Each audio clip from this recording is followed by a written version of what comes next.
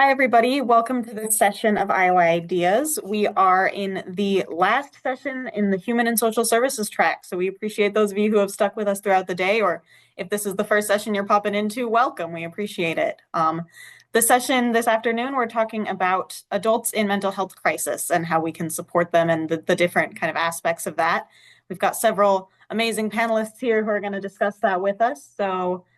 First, I just want to shout out our sponsors, Tanager and ITC Midwest. We really appreciate them helping us to put on this conference so that it can be totally free and accessible to people around the state. And so to get started, I'm just going to have each of our panelists introduce themselves and give a quick 30-second, 1 to 1 minute rundown of kind of what their tie-in to the topic is, why they're here today, and then we'll get started. We'll be accepting questions from the audience, and I also have a list of questions we can go through as we talk about this. But yeah, to start with introductions. Carol, do you want to start us off? Sure. I'm Carol Mead. I'm the Director of Behavioral Health Services at Unity Point Health at the hospital. So I oversee mostly the inpatient units and some hospital outpatient mental health units. Kurt, you're next on my screen. Hi, I'm Kurt Rogan. I'm here as a parent of a 42-year-old with mental health issues. I'm also the sibling of my two brothers had mental health issues. But I'm also a program coordinator, NAMI Lynn County. Awesome, thank you. Ryan. Hey, good afternoon. Ryan Crane, the Executive Director of NAMI Iowa, the grassroots organization that elevates peer perspectives and coming at it from that lens. Awesome. And then Kevin. Hi, my name is Kevin Carver. I'm a crisis mentor.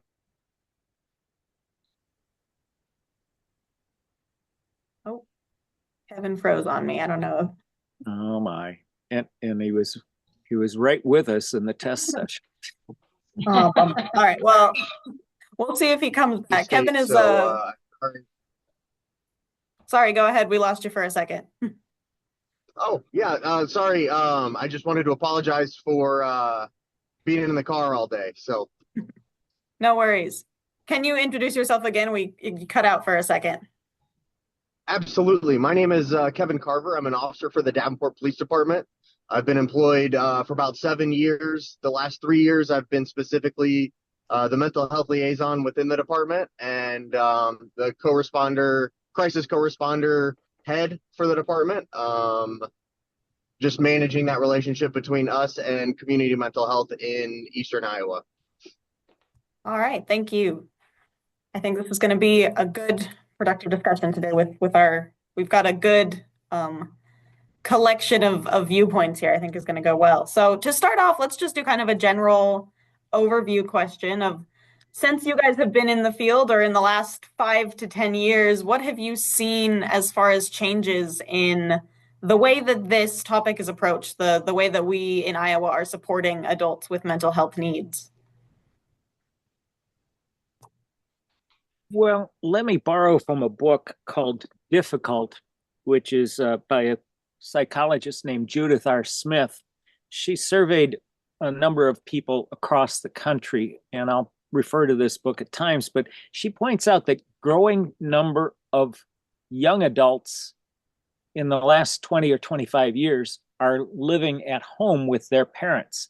And among them, there are a number of young adults or even older adults with mental health issues that are living with their parents. More often than not, the burden of care falls on women rather than men.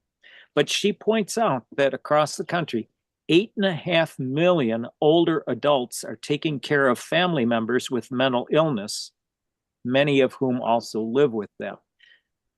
In our NAMI support group, family support group here in Cedar Rapids, we do have people who are caring for their loved ones, either in their homes or, as my wife and I do, we provide a house for our son to live in.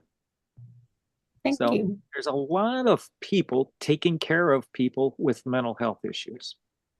Yeah, absolutely. That increase is worth noting, I think, as that continues to kind of be the trend.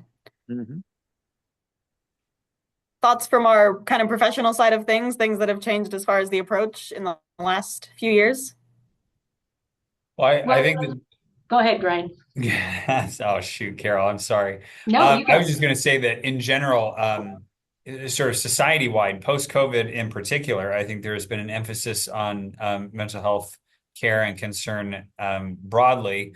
But then as it relates to telehealth and folks being more comfortable with visiting therapists online or on a screen, that might have been unthinkable 5 or 10 years ago, but now people seem to be accepting it as an a potential tool or a potential good thing. And now, with the advent or with the way that telehealth has expanded things, it could be that we have some quantum leaps in people connecting to care, I guess is the point there, which we're excited about. Yeah, definitely. I think from a hospital perspective, there has been a continued push towards care in the community, right? So less institutionalization, avoiding hospitalizations whenever possible. And generally, I would say that's a very good thing. There definitely, I don't remember how many years ago this was, where Iowa closed some of its mental health institutions.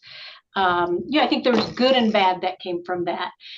There are some people who maybe were institutionalized longer than they should have been. However, I don't believe we put as much emphasis or support in the community where we expected these folks to go. And so that has generally shifted. That did, at least immediately, some of that shifted to the hospitals to try to take care of some of these folks or family members, as Kurt's talking about, or community services that may not have felt fully equipped to do that. We've continued to build services up around that. I think the start of our access centers here in Iowa. So we have Lynn County Access Center. We have one in Johnson County, and I know they're across the state as well. Has been a really nice stopgap in between having to come to the hospital when maybe that's not exactly what you need, and then providing some of the services that they can wrap around people in terms of crisis stabilization and that sort of thing. There continues to be a gap, in my opinion, on some of those individuals who do need a higher level of care. And we've gone to the point now where it's really, really challenging to find a spot for those folks who might be a little bit more complex, who maybe do need something that's longer term. And we've cut them to the point now where there's just really fewer places for them to go within the state of Iowa.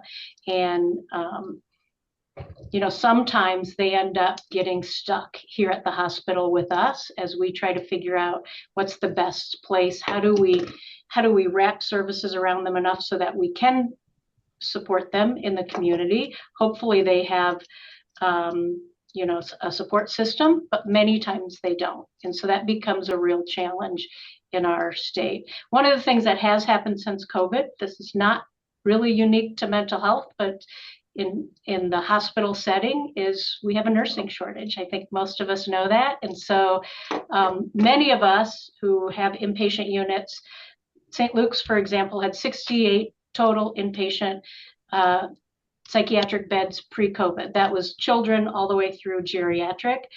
We currently have, I think, 40 or 42. And a lot of that is because we can't hire nurses to open up all our beds again. And so even in the community setting, we don't have as many acute beds as we used to have. Yeah, thank you. Kevin, was there anything you wanted to add as far as things you've seen change in the last few years? I'd echo a lot of that. Seeing like the worst of the worst is usually when we run into subjects with mental illness. Usually if they've got some sort of familial support or just somebody looking out for them, they're not going to end up on our radar. So when we do run into those people, they are usually the high acuity. They're the ones that have no insight, and then there's no place that has the capacity to take them. So then they end up back on the streets, being victimized and back on our radar. And um, we just feel as an agent, as an entity, as law enforcement, that we're chasing our tails with these individuals, truly trying to help them. But the only safe place that we can put them is the jail, and that's not appropriate in any way, shape, or form. Right. So I would say overall awareness has gotten better, both in and out of law enforcement, and the understanding of how to deal with these individuals has increased. The state recently partnered with Solution Point Plus, and they're teaching a lot of our cops out of academy how to interact with these individuals, giving them 40 hours plus of crisis intervention training, which is awesome. But that's just one cog in this huge wheel that hopefully gets us to where we need to be in the future. Yeah, absolutely. Speaking of kind of that future view, what are some of the things? I mean, we've talked about things that have changed. What are some of the opportunities for growth, I guess we could say, that we see here in the state that we'd like to work towards, as far as making sure that these folks with mental health needs are having access to proper care? And for caretakers as well, if there are kind of gaps where what the people who are taking care of those individuals have access to or the needs they have. Just from my perspective locally, brick and mortar is a big barrier. Again, availability to beds, people to support those beds and keep them running. But then appropriate training for them and safety for them. We have care facilities in our area, but they're not adequately prepared to deal with somebody that becomes violent. So they have to discharge them without giving them the appropriate treatment sometimes. And it's not fair to the facility. It's not fair to the patient and to anybody else involved in that wheel trying to get them taken care of. Yeah, absolutely. Well, sometimes when parents call and ask for help, they don't get it, or it's very difficult to obtain. I will, for instance, Foundation 2 offers a crisis intervention service here in Cedar Rapids. We have a mother who comes to our support group who tells a story about how her son was throwing things at her. She called for help to get the crisis intervention from that organization's crisis intervention team to come to her house. And she was told, "We can't come unless we have permission from your son to come." And how do you ask a person who is going through psychosis, who is throwing things at his mother, for permission to send a team in to talk him down? And what the person on the phone did not tell this mother was that if she asked for that team to come out and advise her instead, they might have come out and talked to her. So it seems to me like it's sort of like a catch-22, and it can be a difficult thing for parents if they don't know the system. But also, under the pressure of a situation, you forget what's going on. I, as a parent, ran into this 7 years ago, and my son attacked me. And when the law officers arrived, and they were not trained in the new system of crisis intervention training, but basically they were sort of acting as if I was to blame for this bad situation with my son. And they couldn't understand. They were saying that I shouldn't have called them, but that I needed to call the sheriff's department to start a committal. First, it's a Saturday. The sheriff's department isn't going to initiate a committal on a Saturday. But secondly, I forgot that my son was already under a committal. And under the situation where he had just attacked me, I didn't remember that. But the good thing is that police officers are getting crisis intervention team training, and they are they're getting some good training. But basically, police officers need to remember that my son's mental illness is not a product of bad parenting. It's not my wife's fault. It's not my fault that he is ill. It's not a character defect. It's a brain disorder. It's not from bad parenting. It's not a choice on his part. It's not a choice on our part. And that's what we need to keep getting across to the general public still Yeah, is, absolutely. is the nature of mental illness. And I frequently mention those points about it's not a choice, it's not a character defect, it's a brain disorder. Yeah, thank you. Well, How is that? Oh, what's really sorry, go ahead. go ahead. You're fine. No, sorry. What's really unfortunate about those situations is like we're not psychologists, right? We don't have the mental health expertise. We don't have the true understanding fundamentally of how to help this person. We can't prescribe medication. We're there to keep the public safe, and we are there to keep individuals safe from the public, right? So we're just trying to mediate, and yes, we are making steps, but at the end of the day, it is my opinion that law enforcement is not an appropriate mechanism to deal with mental health. We can say to facilitate mental health treatment, but we are not the end-all be-all mechanism to fix the underlying issue. Does that make sense? Absolutely. Yeah, absolutely. Yeah, speaking of that, what are the sort of, I guess, how does that that view that people have of mental illness, and I know that has gotten better over the past few years, I think, as it's gotten more publicized and people are talking about it, but how do we see that affecting as well the access that people have as far as that stigmatization of kind of talking about it or having these issues? How does that make it more difficult, as you guys have seen, for people to reach the help that they need?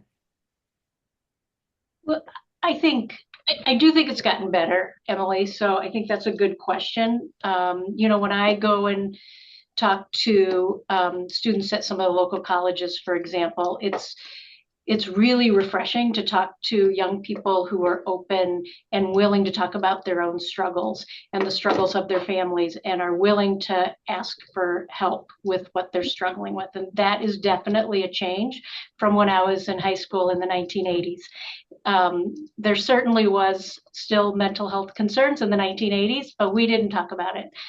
We rarely talked about it. And so what happens if you don't talk about it, if you don't talk about it with your family member, you don't talk about it with your primary care doctor, you don't talk about it with your friends or your counselors or your nurse, then you're not going to get early treatment, right? So the more we're willing to talk about what we're going through with other people, the more likely we are to get some early treatment. And like everything, like every condition that infects your body, the earlier you get treatment, the better it is for all of us.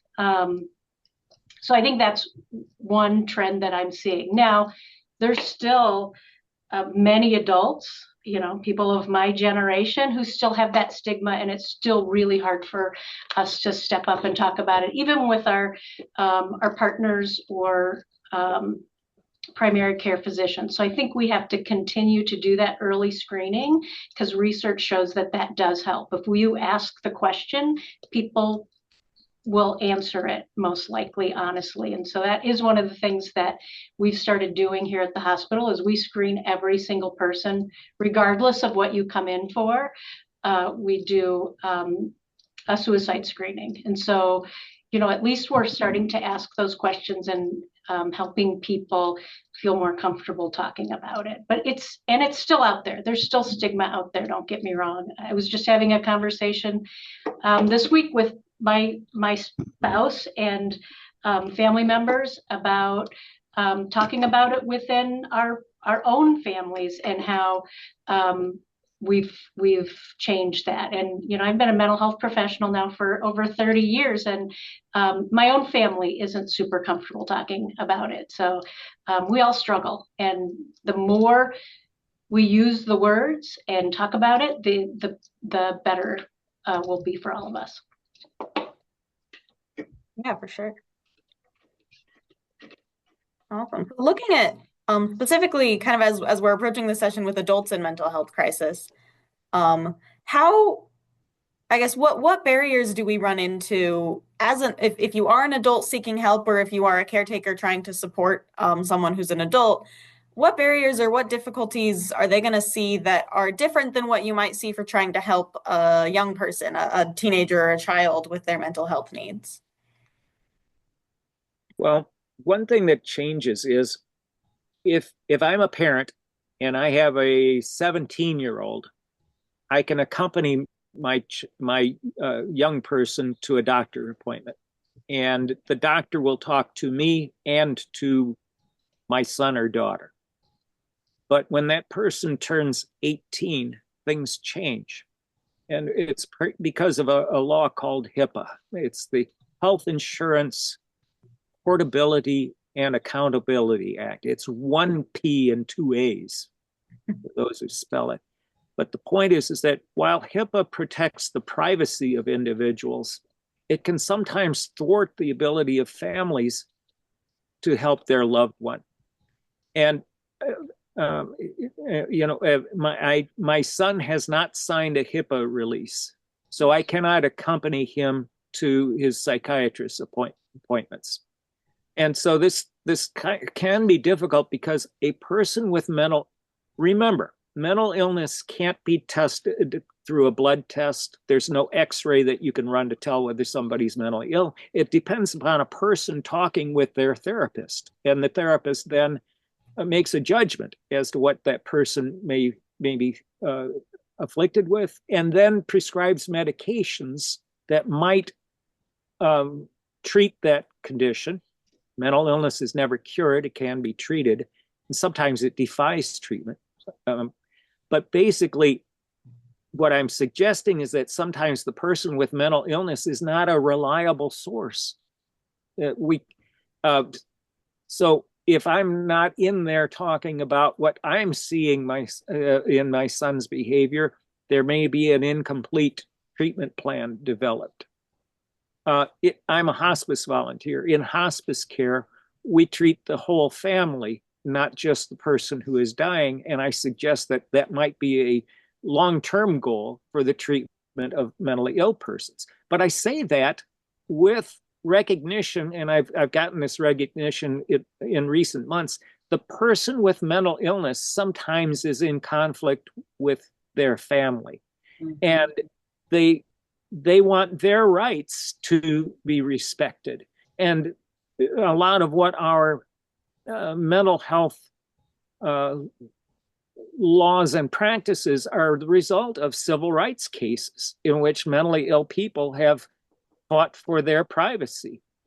And there is sometimes a disagreement between the individual and the family as to what would be best help that person. So there is that tension. So I'm bringing this up to say it ain't simple. There's some real complexities involved in treating the mentally ill. And again, we sometimes see the mentally ill on the streets living under bridges. Again, one of the families that comes to our support group has a situation where their son is recently diagnosed with schizophrenia. He's about 22 years old. He has refused all care from his family, and he is living under a bridge, and they are beside themselves about it. They feel that and supposedly he's under a committal in which he's supposed to be getting treatment from the Abbey Community Center, and the family doesn't feel that Abbey has been following up on this individual. I think it goes back to the terrific short-staffedness in our mental health system, where they just can't keep track of everybody that needs the care. Yeah, so, absolutely.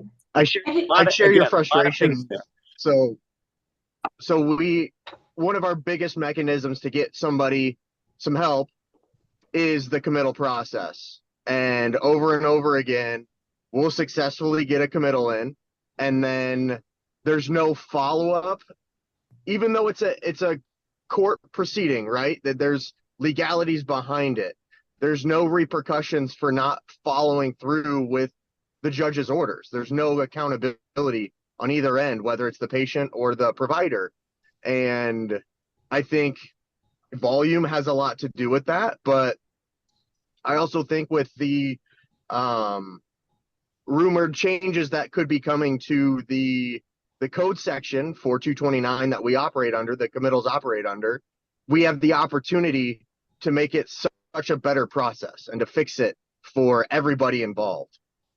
So I'm hopeful that next year during the assembly, we can have some real conversations about that. I think back to, if I could add, kind of go back to your original question of, what's that process like, and is it different for kids versus adults? And Kurt was correct. Like much of my career was working with kids, and we do tend to really focus on that system because it's a natural package, right? And it's frustrating and can be challenging. All of my kids have become adults now, and that first time where you kind of call and you want to schedule an appointment or get some results, and they're like, "Oh no, you can't do that anymore." It's a little bit of a shock to the system. So one of the things that we failed to mention earlier on what has changed, though, is something called 988. 988 is your one call that you can make now to get some support and resources and figure out what to do if you're in a crisis. So if you're an adult or a child for that matter, and you're in a mental health crisis, you can pick up the phone and call 988. You don't have to know the number to any agency. You don't have to know any of that. You can just call 988 like you would call 911. Or text. Or text. Thank you, Ryan. Yeah, which is even better for our younger generation folks. Because you can be sitting in your dorm room and maybe you don't want to tell your roommate, but you can text 988. And our really good friends here in town, Foundation 2, are the folks who are probably going to answer that call. So we do have some really amazing agencies here in town that are working together to really try to solve our crisis here locally. And I think that we have come a long way in collaborating together. Is it perfect? No, it's not perfect. I would love for us to get to the point where we could say it's perfect, and it's the people who don't need to come to the hospital don't come to the hospital, and the people who do come here, we have a great discharge plan. I think we have come quite a ways, though, and the addition of our mental health access centers has been one of those really good ones. If we have somebody come to the hospital and we're like, you know what, you don't really need this level of care, because coming to the hospital can be hard. Being on one of our units can be hard. I mean, you can't go to work for a while. It's expensive. You're on, at least here at St. Luke's, we don't have outside space, so you're literally inside for however many days you're here. We can send them over to the Mental Health Access Center, and they can go to the crisis stabilization area for a couple days if that's what they need. I think one of the things that I can only speak for this community, because this is the community I've lived and worked in my entire life, we are really working hard to collaborate together and try to fill those gaps where we can. And we'll continue to do that. And hearing from people like Kurt and others who can point out where those gaps are is part of that process, because it's so important that we don't let that ball drop, that regardless of where you walk in the door, if it's not the right door there, we're going to get you to the right door. And that's what I think most of us really, really want. So that's why that feedback's so important. And I want to hear it when it happens here at Unity Point. And I think most of my community partners want to hear the same. Yeah, absolutely. What have some of those collaborative efforts looked like as far as ways to, in recent years and recent months, ways that you've found to fill gaps that maybe were not getting addressed before? Sure. I mean, I hate to continue to go back to the same one, but one that pops in my mind right away is the Mental Health Access Center. So I've been in this role now almost 8 years. And almost immediately when I got in this role, that was one of the things we started to talk about, because people before me were saying this is something we need. We need this in our community so that the people who really do need to be in the hospital can come to the hospital, but we need someplace else for some of these folks to go, or if people don't know where to go, right? I mean, that's the mental health system is confusing and it's hard, and you don't know, it feels like there's a lot or there's nothing. And so how do I know which door to go to? So a group of people across the community from Abbey Center, Foundation 2, the mental health region, Lynn County Board of Supervisors. I mean, there was really a good collaborative group of people who sat down and said, let's try to figure this out. And it's still a work in progress, right? But we continue to try to look at what's missing in the community and how can we meet that need. And I will also say, those of you from Cedar Rapids know that there's this little competition between the hospitals in town. We're 10 blocks apart, but we work very well together on the mental health side. I will sit down next to the director over there all the time, and we are constantly talking about how do we collaborate rather than compete, because there's enough of this work to go around, so we don't really have to compete for that work. So that's one example. Yeah. Have Unity Point and NAMI partnered on any programming? Someone asked in the chat. Well, I should point out that NAMI isn't really a program, a service provider. We are education and advocacy. Here at NAMI Lynn County, right now, we don't have any staff. We do not have counselors. We do not have social workers. And sometimes people call us expecting these services, and that isn't what we do. We have 2 support groups, one for adults in recovery from serious mental illness. That's NAMI Connection. Meets 6 p.m. the first and third Wednesday of the month at our office at 601 2nd Avenue Southeast, the Ecumenical Community Center. Then we have a NAMI Family Support Group. That's for family members of adults with mental health issues.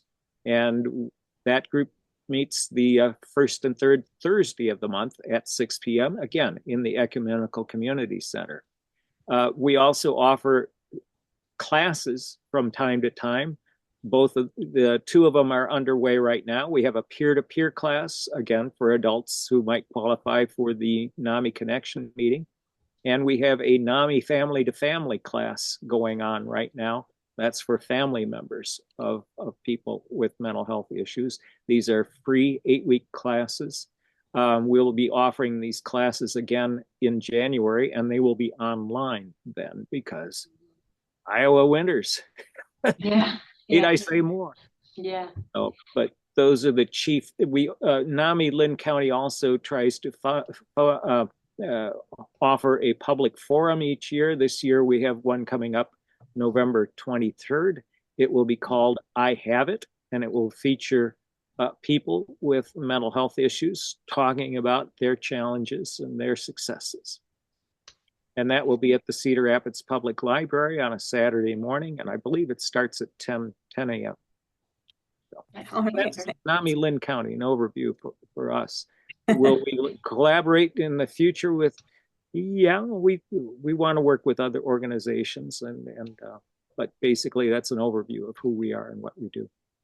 And I would say one of the things that we do is refer our people we work with and family members to NAMI frequently, to those support groups that Kurt mentioned, and just for extra resources. NAMI has, Ryan can probably speak better to what offerings NAMI has and the advocacy that they do. But they have a website with just a whole wealth of information. NAMI.org. It's Yes. a wonderful. NAMI.org. I was just going to say it. And I was only hanging back for that specific NAMI question because Kurt is the local NAMI liaison, of course, and then Carol knows as much about the space as anybody. So I yielded on that, but I'm glad that you guys completed the commercial there. Yeah, definitely. Awesome. Another question that I'd had kind of prepared to chat about a little bit, and I think this came up briefly, but looking forward at potential kind of legal changes in the future, there's specifically the redistricting of the mental health areas in the state is coming up.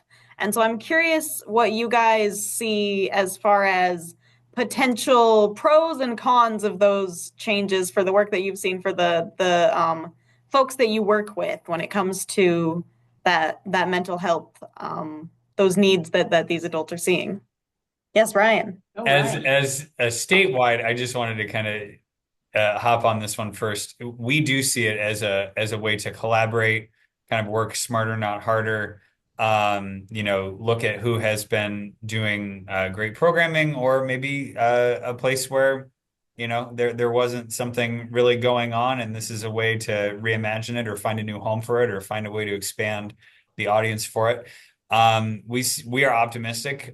We think that there are a number of positive developments that will come out of mental health, behavioral health, and substance use kind of coming together. This is huge, and we're excited because of the more uniformed approach that's going to be taken. Mm-hmm. And then as a statewide organization, again, selfishly just had to jump on that. We're going to hopefully be able to find efficiencies in that regard, even, down to the level of a small nonprofit like NAMI Iowa. That this could be a way for us to make ourselves think even more about, efficiency, and about not duplicating efforts. Yeah, I agree with that, Ryan. I think change is always a little scary, and we don't know what we don't know yet. But I'm optimistic that the redesign is going to be good for all of us and good for Iowans. One of the things that you mentioned, Ryan, that I think is a really good thing is, so services for folks with substance use disorder and folks with mental health needs used to be separate, and like separate systems. And so it became kind of challenging when you worked with those folks who had both, which many people do. So that I think is a really positive change that is happening. There's still so many unknowns, at least from my perspective, and I haven't studied it as much as probably some folks have, but I'm optimistic that we continue to take steps towards improving the system that we have. And change is hard and messy, but you kind of have to walk through that to get to the good stuff at the end. And I'm on the advisory board for the Mental Health Access Center, and we met this afternoon at 1 o'clock. And one of the things that came up in today's meeting was the fact that the new district, as opposed to the region, is going to consist of 14 counties rather than 9 counties in the current region. And this region is going to stretch all the way down to Louisa County. And so while it's great that the two silos of mental health and substance abuse may be working together a little bit better under this system, some people are a bit concerned about the size of the districts that will be the result of this reorganization. Yeah. So we'll wait and see and see how that works out. Yeah. Yeah, definitely. Hard to know exactly what will happen as before everything gets implemented and all the details are there, for sure. What are some of the tools with the system as it is now, some of the tools and resources that people maybe have that exist out there, but that a lot of people maybe aren't aware of, or that just aren't as well publicized? Are there things, or are we doing a pretty good job of making sure the tools are accessible to everyone, that as far as things for caregivers and for those experiencing mental health difficulties themselves? I think a lot of folks on the caregiving side and the parents of adult children don't take advantage of the existing government programs out of a sense of Midwestern humility, or a sense of, oh, gee, I don't have it as bad as the next person. Surely someone else needs it more. Well, these programs exist for a reason, and I encourage folks. I had a conversation with a concerned parent just this morning about the importance of signing up for and utilizing and drawing down on those benefits. I mean, that's what they're there for, and we find that a lot of folks are not even too proud, like I said, just kind of too humble, or to that Iowa pay it forward, give it back kind of mentality that prohibits them from taking advantage of what's there. Well, Go go ahead, ahead. Kurt. No. I think that like many things, you don't know what's out there until you need it, right? So we Right. can always do more marketing, publicity around even things like 988. You know, that what's great about 988 is it's simplified it. You don't have to remember a long number. You don't have to remember 10 digits. You just have to remember 3. But there's so many other programs and services that I think probably many people don't know about. And until you really need something, you may hear about it, but you don't really pay enough attention to what those services are. And that is one of the reasons why the mental health access centers or the emergency department, that's where you know to go when you're in a crisis. And so the important piece is that those folks who are there in a crisis can help you, direct you to the right place where you can get some services to support. The thing that concerns me, however, is that there's some real shortages in mental health care in Iowa. I saw a statistic this week, and I don't remember where, but 86 of Iowa's 99 counties have mental health shortages. If you are the parent of a child with mental health issues, the providers are pretty much confined to Polk, Johnson, Lynn, Scott, and I think it's Potawatomi counties, maybe 5 counties in the state. And that means that there's huge swaths of Iowa that have little or no mental health services for children or for adults. Here's where NAMI comes in. Ryan can speak to this a little bit more than I can. While we are not a service provider, we are still a place that we can supplement. We can help people who are getting treatment. We can help the families. Iowa has 13 NAMI chapters. And so if there are people out there in the rural areas between Cedar Rapids and Dubuque, we have chapters in Decorah, we have chapters in Southwest Iowa, Southeast Iowa, and we can help families and individuals. We can't provide care, but again, with our peer support groups, a lot of information can change hands. And one big value of these support groups is that they are not only places where information is exchanged, but the NAMI model says that these are also social occasions. And these are opportunities for individuals and for their family members to learn that they aren't alone, that there are other people going through this. And that's one of the things that can happen in cases of serious mental illness, is that there's often a great deal of isolation that takes place because of the stigma, because of the difficulty in having social transactions with other people, whether you're talking about a family member or the individual. One thing we say about in NAMI is that if you have a family member who has cancer, somebody might come over with a casserole for you. Doesn't always happen when you're dealing with mental illness. And another one of our parents says, sometimes one of the worst groups to talk about your child with mental illness, one of the worst places to try to discuss it is the coffee clutch at Hy-Vee, because the other people at the table just don't get it. They just don't get it sometimes. So yeah, for sure. So again, NAMI is a source of help.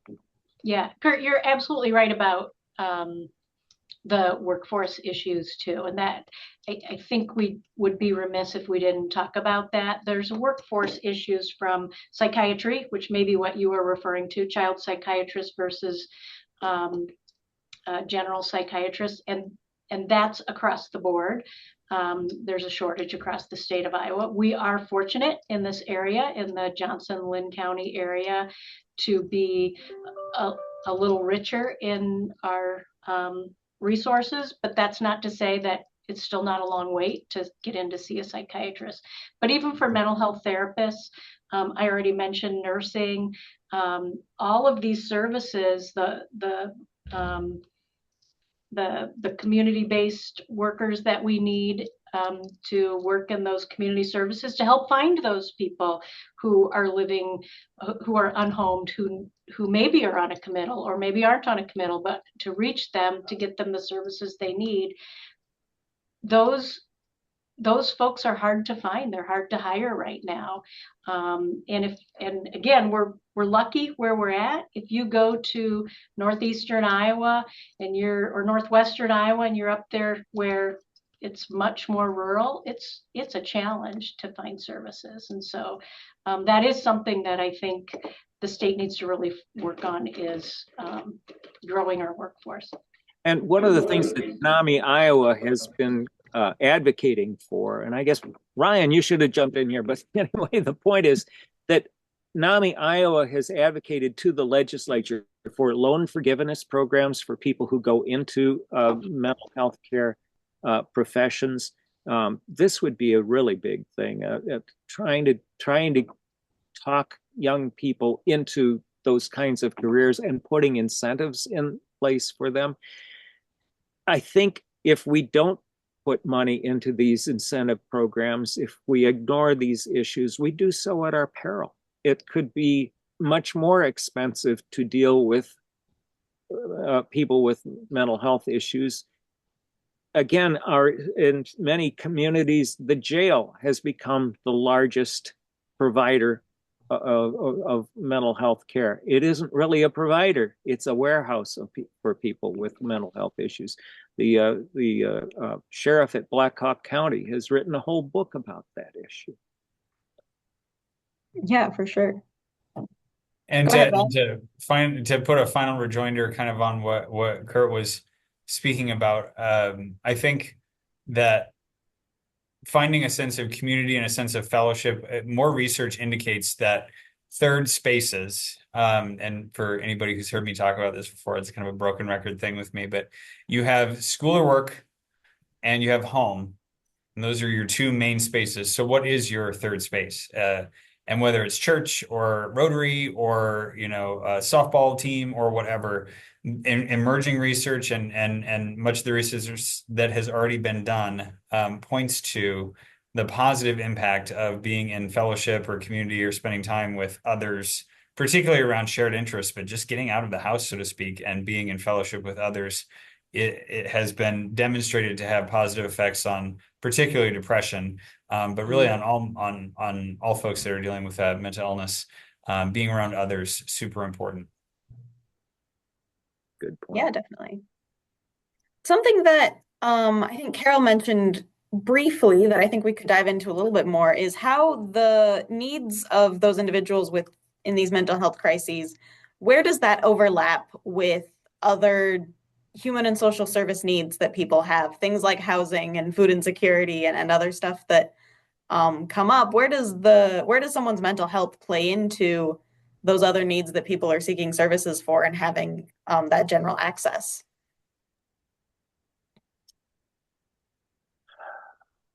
Well, I would say there's definitely a crossover between behavioral health needs and some of those social determinants of health, right? Because we know if you don't have those basic needs met, it's going to impact everything else. It's going to impact your stress and your anxiety. It's going to impact both your mental and your physical health. So there's definitely a crossover there, and how we take care of people in our community is really important. And so helping people have those basic needs met is a huge step in the overall health of our community. One of the problems is that many times people with serious mental illness cannot be employed, and they rely on Social Security and other programs in which to live.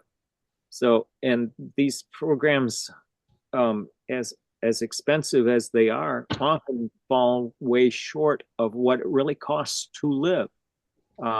My son receives payments each month, and frankly, I could rent out his house for more money than he receives from Social Security. My point is that for many people who don't have a family behind them, it's really a very difficult situation for them to live in. The other thing where we have a shortage is we don't have enough places for people with serious mental illness to live. Supported living homes. It's very difficult to find one. It's difficult to find one with space. Again, drawing on the experience of a person who comes to our family support group. She has a son who is 32 years old. He has been diagnosed with schizophrenia. He cannot live in her home because he has been violent to her. But he does have an apartment that he lives in, but it's a mess. It needs constant cleaning up. Again, we protect the civil rights of that young man, but to what end? Is there a better living situation that we could put him in where he's not isolated and where he's getting a decent meal and where he's living in rather clean circumstances? And his story is multiplied many times. It can be difficult for families to find placement for their person with serious mental illness. I think I'd also like to add, because I think it's important, mental illness impacts people across all socioeconomic world, right? So there are people who are sitting next to all of us who may be experiencing a mental health concern right now. Maybe not a serious mental health illness like schizophrenia, but struggling with depression. I personally lost someone very close to me just this week to suicide. And this is somebody who I've known literally almost my entire life. And I had no idea. And so again, it kind of goes back to that stigma of how do we make it okay to talk to each other about it. And sometimes there's a crossover on some of that socioeconomic stuff. And you're right, Kurt, like many illnesses, and I think that's why I keep bringing that up, mental illness is an illness, like lots of things. My husband's a type 1 diabetic. My sister-in-law struggles with depression. They're both illnesses that are chronic that you have to take care of. Sometimes you miss work because of those things. Sometimes you lose your job. Sometimes it's hard to keep a job. Sometimes it's hard to go to college. But regardless of what that is, it's impacting all of us. And so I think that's the piece I want to get across too. It's not like those people who live over there are only those people who live under the bridge. It's people who live in some of the nicest homes in our communities. And so if we can break that stigma just a little bit, that's gonna better serve all of us. NAMI statistics say that 1 in 5 U.S. adults will experience a mental health issue in a given year, and 1 in 20 U.S. adults will suffer a serious mental illness. So there is a distinction between serious and mental illness in general. But it points out, as Carol is saying, is that it's a lot more common than what people might expect. 1 in 5. 20%. Yeah. There's 5 of us right here that I see on my screen. So I never claimed to be normal. me neither, Kurt. So even that 1 in 20 statistic for the more serious Yes, situation that's is, common, right? And Yeah, I Yeah. could have given us 1 in 25, but I like the 1 in 20 a lot better. yeah, Probably accurate. yeah, for sure. Well, we have about 5 minutes left, so I'm gonna probably move into sort of larger closing questions. If we have any last minute questions from the audience, now would be the time to send them in if we've got time for them. But let's just do kind of an overview, having kind of talked through a lot of these issues that we see, these things that people need and the access issues that they have. I'd like to maybe hear from each of you sort of what your overall messages, I guess, what you'd like to see happening in the future in the next 5 to 10 years, and what you'd like to see from our audience members, from the community, what people can take away from this discussion. Tell somebody you know about 988 and the regions. I think are, or excuse me, the changing up of the affiliate service organizations, or the regions for those of us who are in the field. Could be a net benefit, and we're hopeful that they are. Those are my closing thoughts. All right, thank you. I think I'll hit on 2 things. One, I'll go back to that stigma piece. Just a reminder that it is okay not to be okay. I wear my make it okay button all the time. And I did this earlier this week when I lost my friend. I had somebody that I knew was struggling, and I specifically went up to him and I said, I worry about you. I know you're going through a rough time, and I want you to know that I'm here if you have any thoughts of suicide, or if you want me to help you, connect you with some services. So that's one thing. The other thing is I am optimistic about the new districts and how we might better serve Iowans. And I hope that part of that is really looking at how do we take better care of some of our more complex folks in our state with serious mental illness, because we don't do a good enough job of that, and it puts a lot of pressure on family, or many of those folks don't have families, and so that's my other piece. I mentioned that the like 8.5 million adults are taking care of adults with serious mental health issues. What happens as we age and die? What happens to our children? If we live in a society where our legislature is more concerned about eliminating taxes and making our government smaller, that's at odds with some of the things that we've talked about here today, where we need more incentives for people to go into mental health care. We need more places for people to go who have mental health issues. And I say that we ignore these things at our peril. These things could get worse. Thank you, Kurt. Kevin, I think with the Sorry. with the redistricting and everything that's coming up with the regions next year, I think we have a great opportunity and a really big responsibility to serve these people well. This is a great chance to change how we're doing it and realize that what we've been doing hasn't been working well enough, and really target the areas that need the attention, the places, the residential care facilities that are properly staffed, that are safe. And then the training of community members and other entities within schools and within local government to just understand that this is a very complex problem, and there's not just one end all be all solution for it, and we need to work together to make that happen. Yeah, thank you.